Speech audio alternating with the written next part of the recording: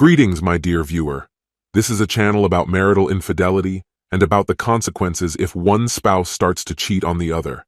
If you, as well as I do, support true family values and condemn cheating, then subscribe to the channel and give this video a like. Let's get started. I never anticipated it. Certainly not the way it unfolded. My name is Harvey. I'm 37, and I've been married to Chloe for nearly a decade. She's 35, a senior analyst at a prestigious marketing firm. Recently, she began working directly under her new supervisor, Jeremy, a polished, self-assured man in his early 40s. The first time Chloe mentioned him, there was a subtle shift in her tone that unsettled me. I've never considered myself the jealous type. I pride myself on being rational.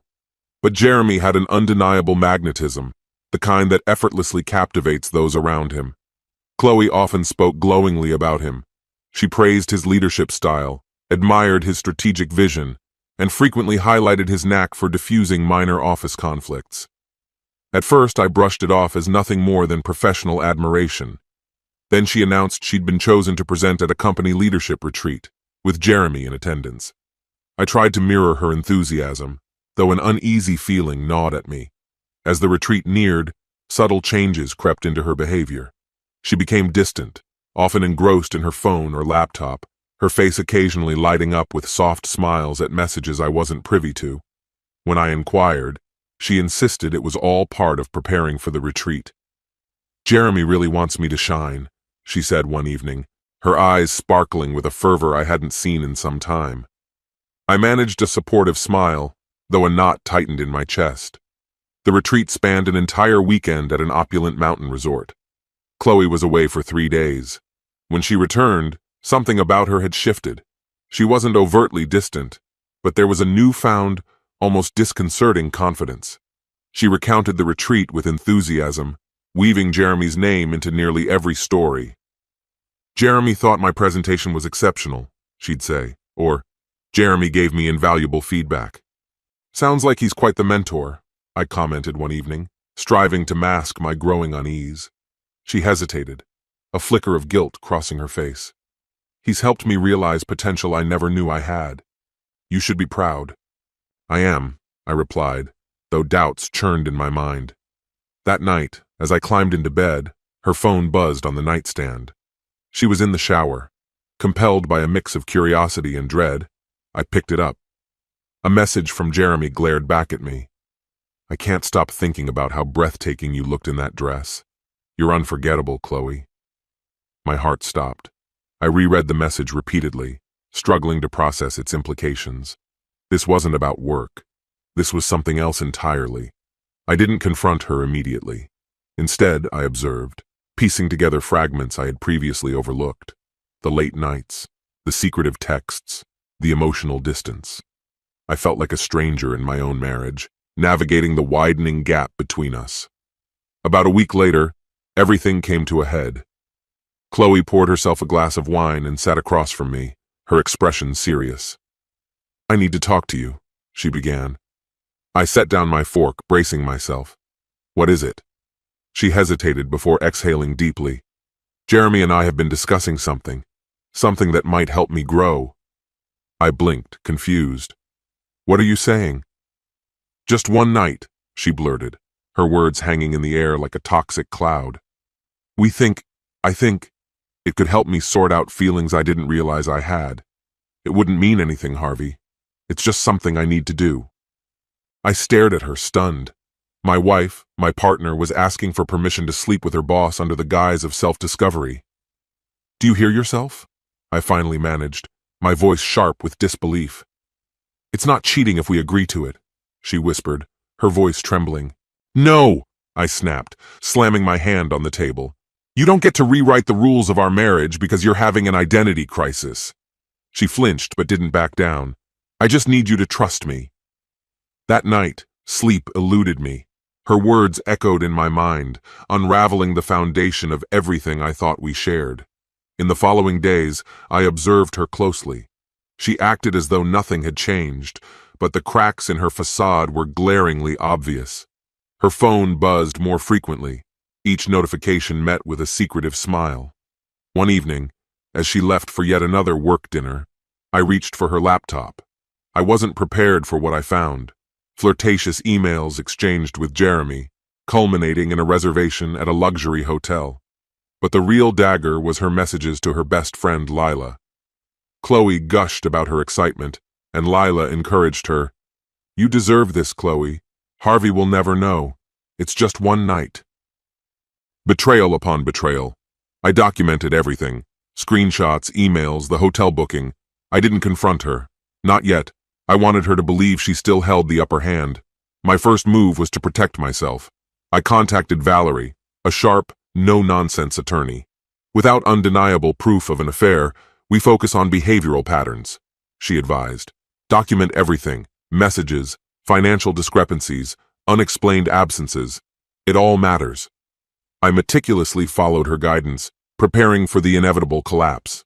Then fate intervened with an unexpected phone call. It was a quiet afternoon. Chloe had claimed she was meeting a friend. As I sifted through bank statements, my phone rang. An unfamiliar number. I answered. "Hello?" A woman's voice responded, calm yet firm. "Hi, is this Chloe?" "No," I replied cautiously. "This is her husband, Harvey. Who's this?" A pause, then a sigh. "I see. My name is Jasmine. I was trying to reach your wife, but it seems I have the wrong number." "Is this work-related?" I asked, sensing it wasn't. Another pause. "In a way, yes. I'm Jeremy's wife." Her words hit me like a punch to the gut. "Oh," I managed, my throat tightening. "I've been meaning to speak with her," Jasmine continued, her voice steady. "About some things I've discovered. But since I have you on the line, maybe you can help clarify." Her meaning was clear. She knew. "Look," I said quietly, "I think we might be dealing with the same situation." A brief silence. "Go on." I laid it all out. The late nights, the secret messages, the hotel reservation. Jasmine listened without interruption, her silence heavy with shared pain and understanding. When I finished, she exhaled deeply. "I suspected as much. Jeremy's been distant, evasive. I checked his phone last week, found texts from your wife. I intended to call her directly, but it seems fate had other plans." "They're not even trying to hide it," I murmured, my words heavy with resentment. "Not in the slightest," Jasmine replied sharply, her voice dripping with disdain. What began as a brief, bitter exchange quickly unraveled into an intense, hour-long discussion, peeling back layers of their betrayal. Story after story, we filled in the blanks, our mutual indignation weaving a bond between us. But beneath Jasmine's seething anger lay a fierce determination, a mirror of the defiance burning within me. "They think they've got it all figured out," she said icily.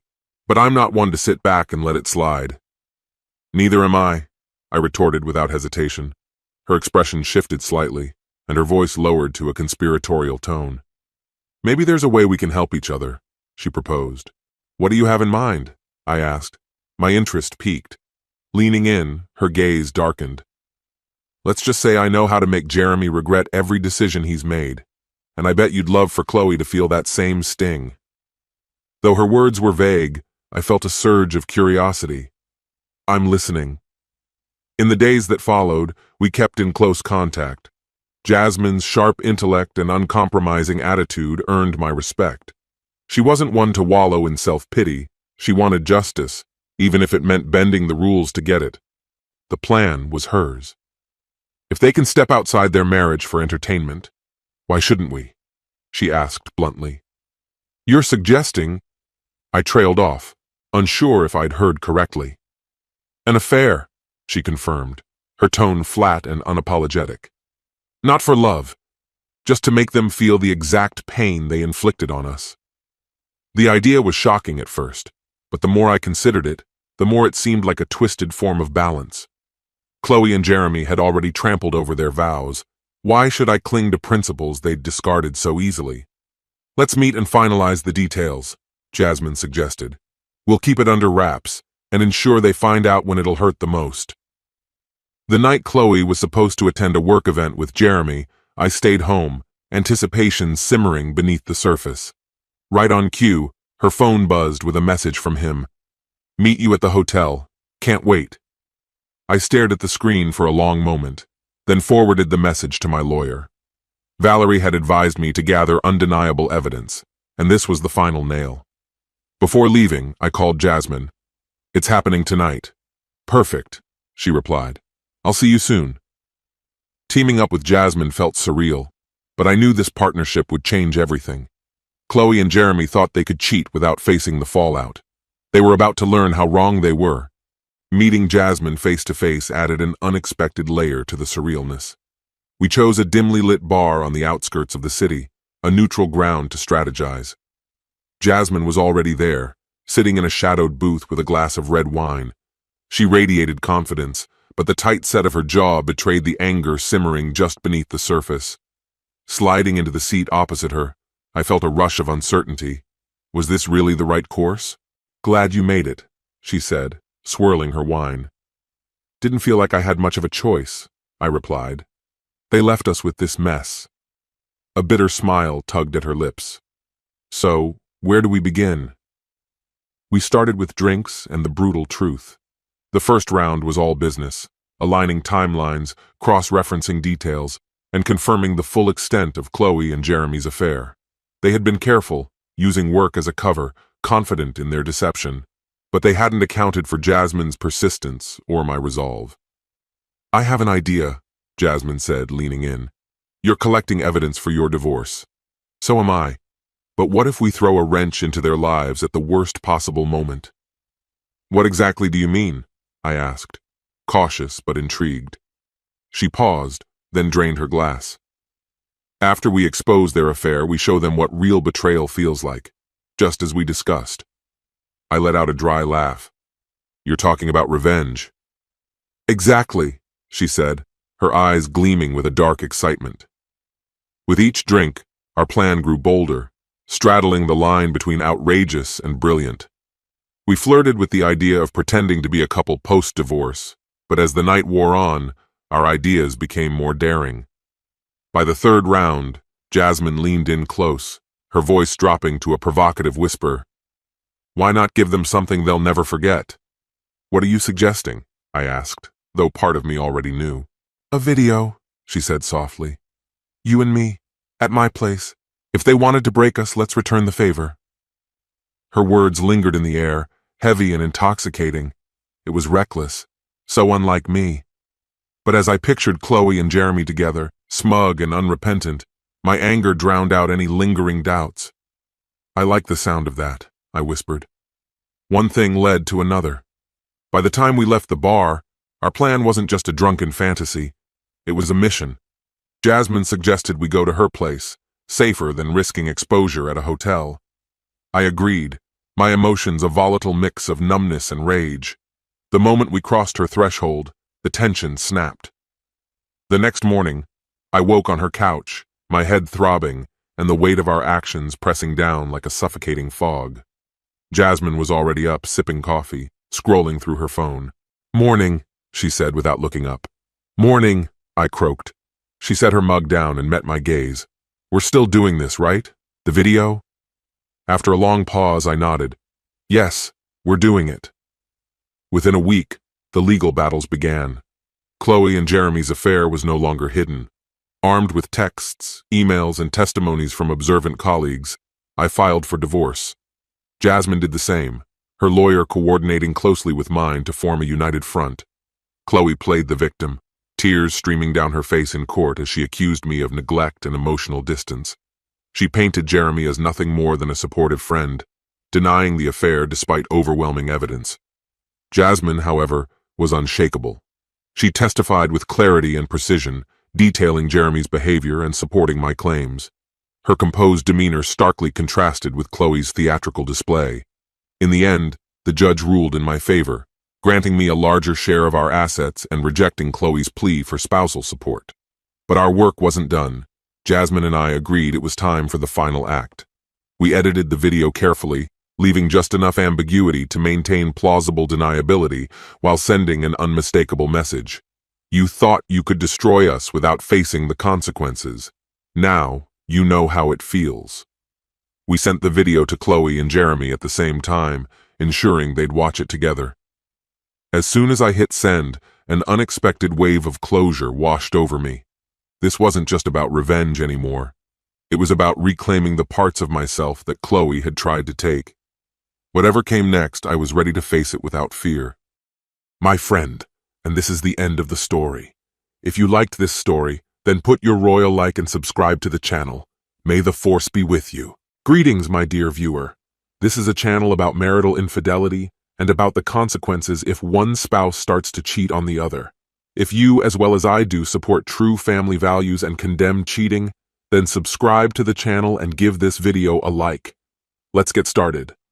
In my younger years, I wholeheartedly believed in the idea of finding the one, a perfect partner meant to be my lifelong companion, bound by an unshakable connection. It was a charming, innocent dream. However, life has a way of dismantling such fantasies, confronting you with harsh realities and forcing you to fight for what truly matters. This is the tale of how I was pulled from that dream and thrust into the real world. Just moments before everything unraveled, it felt as though my ears had stopped working, replaced by the roaring rush of fury coursing through me. My fingers gripped the edge of the table tightly, knuckles whitening under the pressure, while my wife's words became nothing more than a distant hum. Her confession echoed in my mind, the one that sent my entire world spiraling. Only 15 minutes earlier, I had walked through the door expecting a quiet Friday night, a cold beer in hand, and a relaxing start to the weekend with Melissa. But fate had other plans. I hadn't even tasted my first sip when Melissa shattered the silence with words that turned the atmosphere ice cold. We need to talk. But before diving into what followed, let me set the scene. My name's Early. I'm 31, with a master's degree in computer science, working for an IT consulting firm. Melissa, 2 years younger than me, had striking golden blonde hair and piercing blue eyes that could command any room's attention. We met during our college years. She was earning her bachelor's in accounting while I was knee-deep in my master's program. Our connection was instant, and we dated throughout our studies, eventually tying the knot a year after graduation. She debated whether to keep her maiden name or hyphenate it, but after many discussions, we decided she would take mine. 5 years into our marriage, we were preparing to start a family. Due to health issues related to hormonal birth control, we had always relied on condoms. Our 5th anniversary was meant to mark a new beginning, the moment we'd finally toss aside the condoms as a symbolic step toward having kids. That was the plan until Melissa blindsided me with her next revelation. Sitting across from me, her voice unwavering, she declared, "I want to try something different before we start a family." At first, her words didn't register, but then, like a sledgehammer, the meaning hit me. She wanted to see other men, while still married to me, and expected me to be okay with it. Her reasoning was baffling. She claimed she needed to address some unresolved doubts before fully committing to motherhood. I was stunned. She insisted it would be temporary, and that she'd come back to being the devoted wife I knew. In her mind, it wasn't infidelity because she was being honest and seeking my approval. When I pressed for an explanation, she admitted the idea came from Marilyn, a co-worker who'd been through 4 divorces. Marilyn had convinced her that exploring these uncertainties was a healthy step before starting a family. I was appalled. I made it absolutely clear that I wouldn't tolerate such betrayal. But Melissa was resolute, claiming this was essential for her personal growth. I told her bluntly, if she pursued this, she wouldn't be bringing that behavior back into our home. The house was mine, a gift from my parents, and I had every right to decide who stayed. Despite her protests, I stood firm. If she chose this path, it wouldn't be under my roof. As the evening wore on, Melissa prepared for her night out. By 8 p.m., she came down the stairs dressed to impress in a sleek black dress, stockings, heels, and perfectly styled hair. A small clutch was her only accessory. I couldn't resist a snide comment. "Forget your suitcases? You won't be coming back if you leave." She dismissed me, insisting it was just for one night and that she'd be back by morning. My final warning was sharp. "If you walk out that door, I'm changing the locks." She waved me off, claiming that real love meant letting her do this. I shot back coldly. "If you loved me, you wouldn't be going." A car horn blared outside. Marilyn had arrived. What Melissa didn't know was that months earlier, I'd installed tracking apps on her phone. They let me monitor her location, read her texts, and even access her mic and camera. As soon as she left, I activated the mic, listening in as she and Marilyn chatted during the drive. Meanwhile, I got to work. I changed the locks, reset the garage code, and packed all of Melissa's belongings, clothes, toiletries, everything, into her car. Later, I reviewed the recording. Marilyn assured Melissa that I'd be furious at first but could be won over with charm and better intimacy. They laughed about manipulating me and discussed Melissa's plans to meet another guy that night. Disgusted, I logged into our joint bank accounts, withdrew half the funds, canceled our shared credit cards, and transferred most of our investments into accounts under my name only. Using the tracking app, I followed Melissa's movements from the club to Marilyn's house, gathering audio and video evidence of her flirtations with another man. By the end of the weekend, I was fully prepared, both emotionally and financially, to move on without her. Lately, I've been pouring my energy into fixing up my truck. I replaced the engine, swapped out the transmission, installed new differentials and seats, and gave it a matte black paint job. Working on the truck was the perfect escape from the chaos Melissa left behind and helped me mentally prepare for the inevitable divorce. With a lawyer on retainer, I began drafting the paperwork to officially dissolve our toxic relationship. In this state, the odds weren't in my favor. Divorce courts here notoriously sided with women. Let's face it, men often get the raw deal in divorces. Even the most dedicated husbands end up funding their ex-wives' lavish lifestyles. The system isn't exactly fair. By the time Friday arrived, I had finished the truck, polished it until it gleamed, and decided to hit the town. After a hot shower and a close shave, I added a splash of cologne and dressed in sharp new Levi's, a black button-down shirt, and rattlesnake leather boots. I treated myself to dinner at an upscale steakhouse. The T-bone steak, baked potato, fresh vegetables, and crisp salad were outstanding, but the real highlight of the night came afterward. As I left the restaurant, I noticed Melissa had arrived at the club with Marilyn, who'd gotten there about 30 minutes earlier. The timing couldn't have been better for what I had planned. Parking a few spots away from Melissa's car, I grinned, knowing my presence would throw her off. It seemed Melissa was the designated driver that night, which simplified things. I wouldn't have to worry about Marilyn's ride. My only challenge was convincing Marilyn to leave with me if she hesitated, though I had backup plans ready. Inside the club, I spotted Marilyn almost immediately. "Marilyn, what a surprise," I said, approaching their table with a drink in hand. I waited until Melissa wandered off to the dance floor with another guy.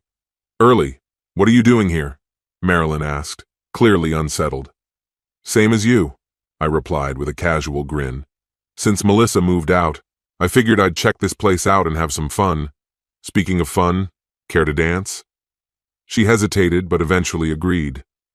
We danced through a few fast tracks until a slow song started. Before she could pull away, I drew her close. Halfway through the song, Melissa noticed us. Her expression shifted from shock to panic, likely thinking I was there to catch her in the act. When the song ended, she stormed back to the table, barely hiding her fury. But I wasn't finished. Marilyn leaned into me, her confident smile drawing attention from others in the club. It didn't take long for people to notice. As the night went on, I let my hand rest on Marilyn's lower back, making our connection clear. When the song ended, I walked her back to their table, where she invited me to join them. On the way, I grabbed fresh drinks for the three of us and put them on my tab. Melissa's frustration was almost tangible as she demanded to know why I was there. I brushed her off, "Just out having a good time like you." She accused me of sabotage, but I calmly denied knowing her plans. Her attempts to provoke me by flirting with other guys fell flat as I stayed focused on Marilyn. Throughout the evening, I made it obvious that Marilyn and I were together. When it was time to leave, Marilyn showed no concern for Melissa's situation. I mentioned that Melissa would need to find her own way home, and Marilyn just shrugged. Back at my place, we didn't waste any time, and the intensity of the moment drowned out everything, even the sound of Melissa's dramatic arrival later that night. The next morning was tense. Over breakfast, Melissa threw sharp remarks my way while sipping her coffee, but I kept the conversation minimal. Her barely contained rage was almost entertaining. Motivated by her reaction, I started reaching out to her single co-workers, inviting them out on dates. While some initially voiced concerns regarding my relationship status, I promptly clarified that Melissa and I were no longer together. Word of my social activities soon made its way to her workplace, stirring tension between Melissa, Marilyn, and their circle of friends. I made it a point to attend gatherings where I knew Melissa would be present, ensuring she saw me living my best life. By discreetly utilizing GPS trackers and voice monitoring apps on her phone, I kept tabs on her movements without her knowledge. Her colleagues frequently shared stories of the enjoyable times we had at these events, only adding fuel to the fire. Despite Melissa's attempts to bring new men into her life, the strain between her and Marilyn only grew more intense, a development I watched unfold with quiet satisfaction. My evenings were filled with dancing, fine dining, and vibrant conversations, while Melissa's frustrations became increasingly vocal. Things took an unexpected turn when Marilyn confronted Melissa about the nature of their understanding. Feeling cornered, Melissa admitted that she had assumed I would patiently wait while she explored other relationships, expecting we would eventually settle down and start a family. Outraged, Marilyn demanded to know why she had been pulled into such a convoluted situation. Melissa attempted to deflect the blame, claiming she had long been drawn to me and insisting that I had initiated everything. As my plan reached its climax, I contacted my lawyer to finalize the divorce proceedings. With our anniversary on the horizon, I meticulously orchestrated a dramatic conclusion. When Melissa reached out in hopes of rekindling our relationship, I feigned surprise, casually mentioning vague plans for home improvements and even hinting at a potential nursery. I allowed her hopes to flourish, all the while preparing for the final devastating blow. The anniversary evening was an elaborate affair, thoughtfully arranged and attended by friends and family. Melissa arrived visibly shocked to find a surprise celebration held in her honor. I introduced her with pride as the guest of honor. As everyone settled into the festivities, Early's unexpected arrival caused a stir. I quickly assured Melissa that everything was part of a carefully planned evening among loved ones. The night carried on with spirited conversation, flowing drinks, and a lavish dinner, but the biggest surprises were yet to come. With a dramatic gesture, I unveiled several major home renovations, including a sparkling new pool in the backyard. Melissa was left speechless. Later, as we ascended to the top floor of the house, she eagerly anticipated seeing the changes, clinging to the hope that one of the rooms had been transformed into a nursery. The moment had arrived for the grand finale. I called for everyone's attention, silencing the chatter and cutting the music. "Ladies and gentlemen," I began, commanding the room's focus, "I have a few announcements to share on this special night." I gestured for Melissa to join me at the front. "First, some personal news," I declared. "As of yesterday, I officially resigned from my job. Only my former boss knew, as I handed in my notice a month ago. I've decided to launch my own consulting firm, giving me more time to spend with family." I let the words settle before continuing. "Today also marks our 5th wedding anniversary. Many of you might not know that Melissa and I had once planned to start a family by now, but things have taken a different turn." Stepping aside, I allowed a red-haired woman to emerge from the crowd, her expression stern. "Melissa Bader, you've been served," she announced, handing Melissa an envelope. Turning back to the stunned guests, I addressed them calmly. 2 months ago, Melissa informed me of her intention to see other men, without my consent. Since then, she's been living elsewhere, entertaining various partners. While she broke our vows, I refrained from pursuing anyone else until she had shattered our trust. Melissa's furious outburst echoed through the room, but I remained composed. "Melissa, because of your choices, I'm granting you a divorce. You're free to live your life, just not with me." I outlined the home renovations she had assumed were for us: the luxurious pool, the upgraded shower, the jacuzzi, and the revamped master suite. I also combined 2 smaller rooms into one large space, I added. At that moment, Luna, the red-haired woman, and her young daughter Simone stepped forward. "This is Luna Jackson, my attorney, and her daughter Simone. Over the past 2 months, Luna and I have grown close. Once the divorce is finalized, we plan to start a new life together." Turning to Melissa, I delivered the final blow. "Your bags are packed and already in the car. You won't be coming back here. You made your choice, and now I've made mine. I warned you I wouldn't tolerate betrayal, and you chose to destroy our marriage." Melissa collapsed into tears as her family erupted in outrage. Many of our friends quietly slipped out, while my own family watched in silence as Luna and Simone headed upstairs, bracing for the aftermath. Though Luna and I hadn't crossed into romance yet, we shared dinners and quiet evenings, building a foundation of trust. We agreed to wait until the divorce was finalized before deepening our relationship. Melissa, who had divorced her first husband over infidelity 5 years prior, eventually found her own apartment after a series of strained stays with friends. In the following weeks, I deleted the tracking apps I had used to monitor her. I no longer cared. Could I have handled things differently? Perhaps. Bringing Luna and Simone into the spotlight so soon was a rash move, driven by anger and hurt. But while it exposed my bitterness, it also laid bare the depth of my pain. Melissa's attempts to contest the divorce ultimately failed. Luna supported me throughout the legal proceedings, and under pressure from her friends, Melissa eventually signed the papers. Once the divorce was finalized, Luna and Simone moved in, and we began building our new life together. A year later, Luna and I married. Not long after, during a leisurely stroll through a street fair, Luna's visible pregnancy caught Melissa's eye. Upon seeing us, she burst into tears and fled. Despite the tumultuous journey, I found peace in this new chapter of my life, rebuilding a foundation of happiness and learning to let go of the resentment that once consumed me. My friend, and this is the end of the story. If you liked this story, then put your royal like and subscribe to the channel. May the force be with you.